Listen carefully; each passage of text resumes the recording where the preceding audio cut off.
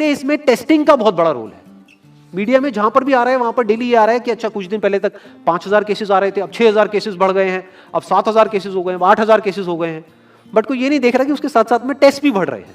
तो अब एक्चुअल में डेथ रेट कितना है उसको कैलकुलेट करना बहुत जरूरी है। उसी के बेस पे डिसीजन निकलेगा कि इससे हमको डरना चाहिए या नहीं डरना चाहिए। किसी भी बीमारी से हमको डरना चाहिए या नहीं डरना चाहिए, that is not on the basis of कि उसका इलाज है या नहीं है, क्योंकि इलाज तो अभी तक सर्दी जुकाम का भी नहीं है, सर्दी जुकाम की भी कोई वैक्सीन नहीं है। क्या हम उससे डरते हैं? नहीं डरते हैं। क्यों? क्योंकि ज्यादा लोग नहीं मरते हैं। तो सबसे पहले डेथ रेट कैलकुलेट करते हैं कि एग्जैक्टली कितना है। कितने टेस्ट हुए? 40 लाख टेस्ट हुए, उसमें से 2 लाख लोगों को हुआ तो नियर अबाउट एवरेज कितनी आई? 5% की। अगर यही हमने 4 करोड़ टेस्ट करे होते तो कितने डिटेक्ट हो गए होते? अब तक 20 लाख हो जाते। 40 करोड़ करे होते तो कितने हो जाते? 2 करोड़ हो जाते। टोटल अगर कर लिए होते हमने टेस्ट 130 करोड़ का तो कितना नंबर निकल करके आ जाता? Near about 5 crore. इसका मतलब 5 करोड़ लोगों को या तो आज की डेट में है या हो चुका है।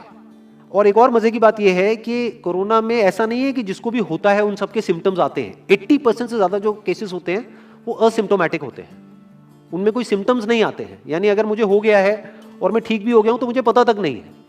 वो तब मुझे पता लगेगा अगर मैं अपने टेस्ट कराऊंगा जिसको एंटीबॉडी टेस्ट बोलते हैं और मेरी बॉडी में एंटीबॉडीज मिलेगी, तब मैं कह सकता हूं कि हाँ मेरे को था और वो ठीक हो गया है।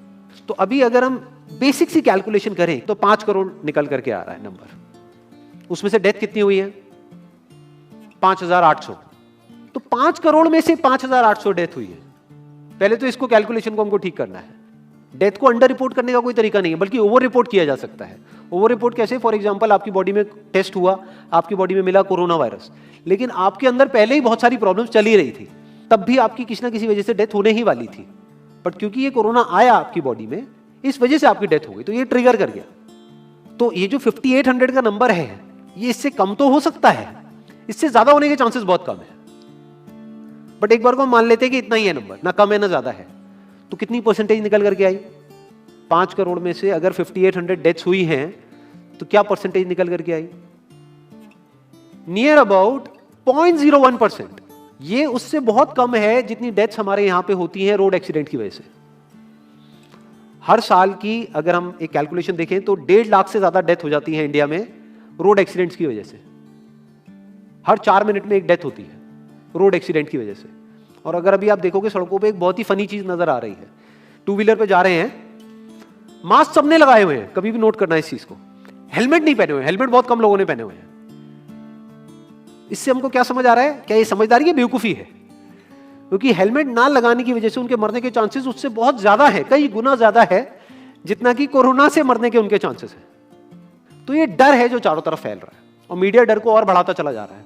और क्योंकि सही इंफॉर्मेशन किसी के भी पास में नहीं है या सही कैलकुलेशन किसी के पास में नहीं है, ये जो अभी हम कर रहे हैं इसको मैथमेटिकल मॉडलिंग बोलते हैं। यानी एक डेटा को देख करके एक मॉडलिंग करी जाए और फिर समझा जाए कि एक्चुअल में जो सही डेटा है वो क्या है। ये नहीं कि लिमिटेड डेटा के बेस पे हम कोई भी कंक्लूजन ड्रॉ कर लें और उसके बेस पे डरते रहें। तो अगर इसका डेथ रेट 0.01% है तो हम सब इतना डर क्यों रहे हैं? क्या कुछ और है जिससे हमको डरना चाहिए, जिससे हम नहीं डर रहे हैं, जिसके बारे में कोई बात नहीं कर रहा है, जो इससे लाख गुना ज्यादा भयानक है? मतलब कोरोना से लाख गुना ज्यादा खतरनाक कुछ है जिससे हम नहीं डर रहे हैं और इससे हम डर रहे हैं। वो क्या है जिससे हमको डरना चाहिए? अनएम्प्लॉयमेंट। अभी पीछे कुछ आर्टिकल्स आए थे न्यूज़पेपर में जहां पे एक फिगर आई थी निकल करके, I am not too sure ये फिगर कितनी सही है कितनी नहीं है, जहां पे आया था कि 13 करोड़ लोग अनएम्प्लॉयड हो गए। इस फिगर से हमको डरना चाहिए। 13 करोड़ लोग अनएम्प्लॉयड होने का मतलब हम समझते हैं कि इसका मतलब क्या है? इसका मतलब ये, अगर इकोनॉमी पॉइंट ऑफ व्यू से देखोगे, कि ये जो 13 करोड़ लोग हैं ये अपने जो खर्चे हैं वो बहुत ही लिमिट में कर देंगे। जिस बंदे की नौकरी चली गई है, क्या वो जाकर के मार्केट में नए कपड़े खरीदेगा? क्या अपने बच्चों के लिए खिलौने खरीदेगा? ट्रैवल एंड टूरिज्म तो भूल ही जाओ। ऐसी और हजारों इंडस्ट्रीज हैं जिनकी धज्जियां उड़ जाएंगी क्योंकि डिमांड कम हो जाएगी ओवरऑल इकोनॉमी के लेवल पे। जब डिमांड कम होगी तो क्या करना पड़ेगा इन ब्रांड्स को, इन कंपनीज को क्या करना पड़ेगा, इन मैन्युफैक्चरर्स को क्या करना पड़ेगा? अपनी सप्लाई को कम करना पड़ेगा। जितनी उन्होंने सप्लाई कम करी, अनएम्प्लॉयमेंट और बढ़ गया कि आज जो नंबर 13 करोड़ है वो बढ़ करके कितना हो गया? 20 करोड़। यानी ये पूरा का पूरा लूप बन जाएगा। इस लूप को बोलते हैं रिसेशन, जो ग्लोबली ऑलरेडी रिसेशन आ चुका है। और अगर यही रिसेशन और डीप होता चला जाए तो उसको बोलते हैं डिप्रेशन, जहां से एक इकोनॉमी को बाहर आने में 5 से 10 साल लगते हैं। तो इकोनॉमी का पहले ही बुरा हाल था, प्लस इस कोरोना की वजह से और बुरा हाल हो गया है। प्लस जो रहा सहा हमारा जो अपना डर है वो सिचुएशन को और खराब करता चला जा रहा है, और इस डर को हर कोई बढ़ा रहा है, कोई भी कम करने का काम नहीं कर रहा है। एक्चुअल में अगर आप मेरे स्टैंड पॉइंट से देखोगे तो डरने की कोई जरूरत ही नहीं है, क्योंकि जो डेथ रेट है वो बहुत ही कम है, तो हम डर क्यों रहे हैं? सोचो, बस इसलिए कि डेथ नहीं होनी चाहिए। अगर यही हमारा ऑब्जेक्टिव है कि डेथ नहीं होनी चाहिए, मतलब हम कहते हैं कि किसी की डेथ नहीं होनी चाहिए, तो फिर तो लॉकडाउन परमानेंट हो जाना चाहिए, सड़कों पे निकलना ही नहीं चाहिए, क्योंकि सीधा सीधा 1.5 लाख डेथ बचेंगी। 1.5 लाख लोग जो हर साल एक्सीडेंट में मरते हैं उनको हम बचा सकते हैं ना, उनकी लाइफ बच जाएगी। परमानेंट कर दो लॉकडाउन को। कैसा है आइडिया?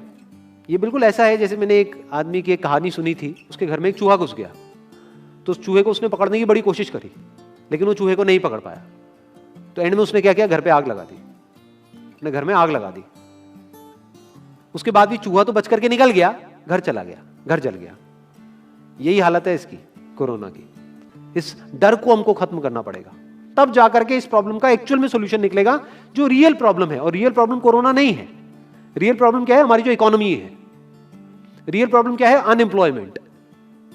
तो इस वीडियो के थ्रू मैं अपनी एक हम्बल रिकमेंडेशन देना चाहूंगा गवर्नमेंट ऑफ इंडिया को, या जो भी लोग एक पर्टिकुलर पोजीशन पे हैं उन लोगों को, कि हमको टेस्ट करने कम करने हैं, टेस्ट बढ़ाने नहीं है। अभी हम गलती क्या कर रहे हैं? टेस्ट बढ़ाते चले जा रहे हैं, जिसकी वजह से केसेस बढ़ते चले जा रहे हैं, जिसकी वजह से डर बढ़ता चला जा रहा है। गवर्नमेंट क्या एक क्राइटेरिया नहीं बना सकती कि जो क्रिटिकल केसेस है बस उन्हीं का टेस्ट करो, क्योंकि उन्हीं को हॉस्पिटल में एडमिट करने की जरूरत है, तो उन्हीं का टेस्ट होना चाहिए ना। जो वैसे ही ठीक हो रहे हैं, अपने आप ही ठीक हो रहे हैं, जिनको माइनर सिम्टम्स हैं और वो खुद ही ठीक हो रहे हैं, उनका टेस्ट करने की क्या जरूरत है? उससे तो पैनिक और बढ़ेगा। और अगर टेस्ट कर भी दिया तो हम करने क्या वाले हैं? उनको क्या हॉस्पिटल में एडमिट करने वाले हैं? नहीं, घर पे क्वारंटाइन करने वाले हैं। अभी जो क्वारंटाइन वाला फंडा है, ये भी जब बेस छोटा होता है तब तो काम करता है, जब करोड़ों में हो जाता है तब काम नहीं करता है। मैं अगर एग्जांपल से समझाने की कोशिश करूं, जो मेरी थॉट प्रोसेस है उसको इमेजिन करो।